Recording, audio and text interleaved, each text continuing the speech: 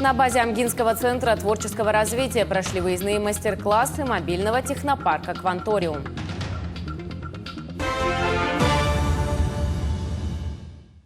В эти дни на базе Амгинского центра творческого развития имени Ольги Ивановой-Сидоркевич прошли выездные мастер-классы мобильного технопарка «Кванториум». Мобильный технопарк создан по федеральному проекту «Успех каждого ребенка» национального проекта образования. Цель создания – это решение проблемы доступности дополнительного образования детей, обучающихся в удаленных районах, реализации научно-технического интереса детей, а также повышение престижа технических профессий.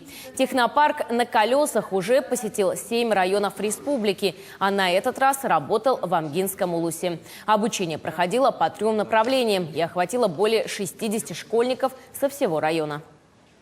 В моем направлении виртуальной реальности дети изучают, что такое виртуальная реальность, что такое дополненная реальность и что такое смешанная реальность. И вот в конце для детей провожу игры. На эксплуатации БПЛА, беспилотников, ребята учатся пилотировать дрона и на программирование Arduino. Изучают Arduino, как она работает и начальные этапы программирования.